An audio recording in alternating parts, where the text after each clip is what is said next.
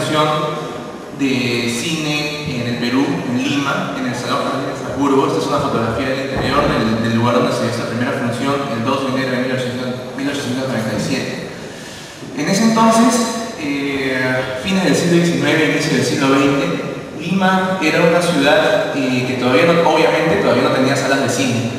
El espectáculo cinematográfico recién ingresaba, recién se posicionaba en el panorama de diversiones públicas limeño.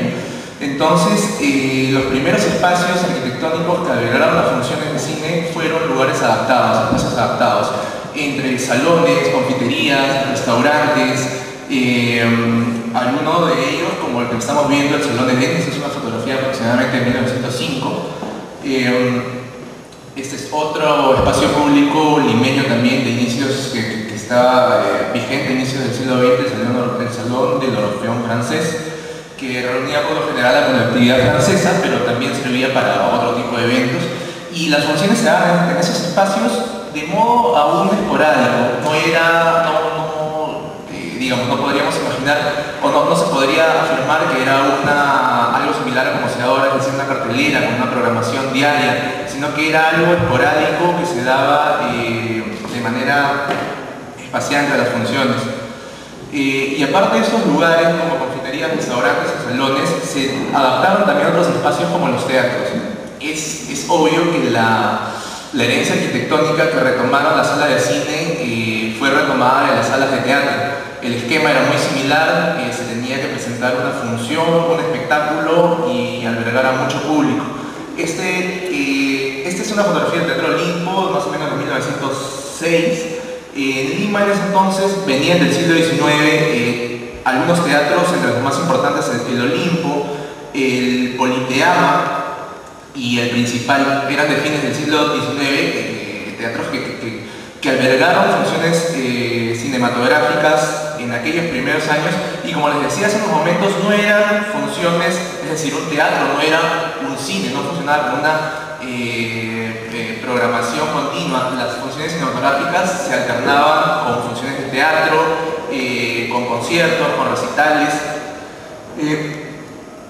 y paralelamente a los dos espacios mencionados, es decir, salones, confiterías y restaurantes y teatros, también se adaptaron otro tipo de espacios como fueron las carpas circenses. Las carpas circenses, es decir, las carpas de los circos, fueron tomadas también en algunos casos para proyectar cine. La primera de ellas data de 1908, que es la que estamos viendo, la carpa de San Juan de Dios, en la plazuela de San Juan de Dios, donde está ubicado hoy el Teatro Bolívar, en una entonces todavía inexistente Plaza San Martín. Y estos espacios, a diferencia, por ejemplo, de los teatros o restaurantes y confiterías, teniendo un carácter más popular, más informal, más bullicioso también. Esta es otra imagen de otra carpa de aquellos primeros años del siglo XX, la carpa Cine Gumón. Muchas veces la carpa tomaba el nombre del aparato proyector que se utilizaba para las funciones cinematográficas. Y como habían algunas carpas un poco más grandes como las que vimos, también había otras carpas más pequeñas y más humildes, como la carpa Cinema Paté de Callao, donde se presentaban funciones de circo y de cine. Entonces, estos espacios adaptados, las carpas, tuvieron un carácter más popular e informal que, por ejemplo, los teatros o restaurantes y confiterías. Luego, en 1909, se da un hito importante en esta evolución arquitectónica de espacios de cine. Se construye el primer cine diseñado y construido específicamente para esa función. Es el Cinema Teatro de 1909, el año 1909. Este es el interior, esta es una foto externa. El Cinema Teatro está ubicado más o menos donde está hoy la estación de bomberos, a 20 pasos de la Plaza San Martín, casi frente al Club Nacional. Era un espacio pequeño, con capacidad para 560 personas. Si lo comparamos con los teatros de la época, era arquitectónicamente humilde, con una capacidad limitada. Y es que el cine, si bien ya empezaba a introducirse dentro del imaginario de los limeños, dentro del panorama de instalaciones públicas, recién hacía su primer ingreso en lo que era la arquitectura formalmente diseñada y construida para funciones de cine. Hacia la segunda década del siglo XX, las funciones cinematográficas ya estaban dentro del acontecer diario. Lo podemos ver como con esta imagen extraída de la revista Variedades, donde Billinghurst, el presidente de ese entonces, hacía un comentario con respecto a una... Lo de abajo creo que se lee muy bien, les leo lo que dice en el recuadro. Dice: el kinetófono, maravilloso invento de Edison. En el Parlamento peruano, discusión del presupuesto. Entonces, el cine ya en esa segunda década del 20, la década de 1910, ya era un espectáculo que estaba a la par con otros mucho más antiguos, como las corridas de toros, las peleas de gallos, el mismo teatro. Y hacia mediados de esa década, 1914, se construye el que vemos a la derecha, que es el Teatro Colón, en su versión, en su diseño original, porque hacia 1940-41 tiene una modificación que lo transforma a como conocemos hoy el teatro, el Colón. Y a la izquierda está el que vimos hace un par de minutos, el Cinema Teatro, lo vemos acá a la izquierda detrás del burro este que está acá caminando. Y en ese entonces se llamaba ya Cine Fémina, había cambiado de nombre. Y acá al lado del Teatro Colón, a la izquierda del Teatro Colón, estaría luego el Club Nacional a partir de fines de los años 20, el edificio del Club Nacional que conocemos ahora. En aquellos años, década de 1910, como algunas primeras salas cinematográficas eran arquitectónicamente elementales, este era el Cine Buenos Aires, en la Plaza Buenos Aires. El exterior de la sala, el exterior del cine era un reflejo del interior, del desarrollo estructural interior que se desarrollaba con tijerales para poder cubrir las distancias, para poder techar las distancias sin ninguna interferencia de columnas, de por medio, por una cuestión de visibilidad.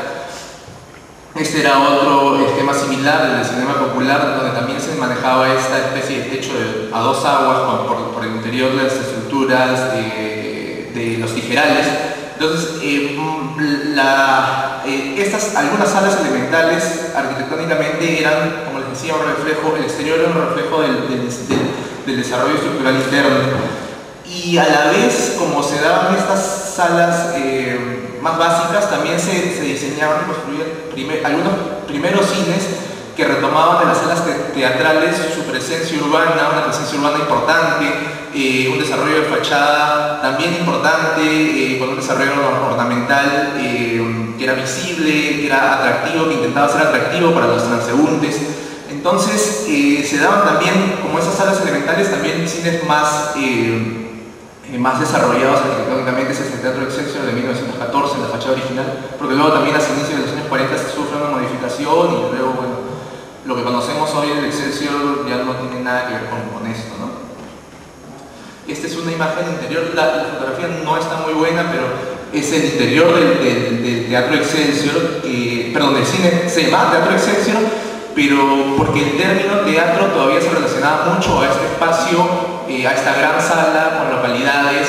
Entonces, el hecho de que se llame Teatro Excelsior no quería decir que era un teatro, era un local para funciones cinematográficas. Al medio de la imagen, en el segundo nivel de localidades, podemos ver los vanos de la caseta de proyecciones, donde estaba el aparato proyector.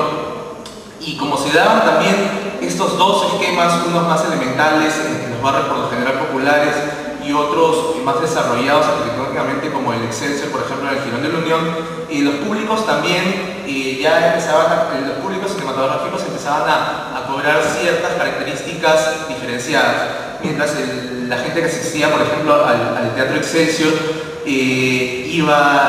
pertenecía a estratos sociales más altos, iba con mejor vestida, digamos, el lugar era un espacio algo más formal, era ordenado. Otros espacios más populares en barrios como por ejemplo el Rímac empezaban a desarrollar un ambiente algo distinto. Era un ambiente, en estos pequeños cines es obvia la diferencia de espacios, por ejemplo con la del Excelsior, con este interior del cine Rímac. perdón, del cine de Teatro Royal de Rembrandt, eran lugares más pequeños, la gente eran espacios más informales, más bulliciosos, mientras que en las salas grandes, como por ejemplo el Excelsior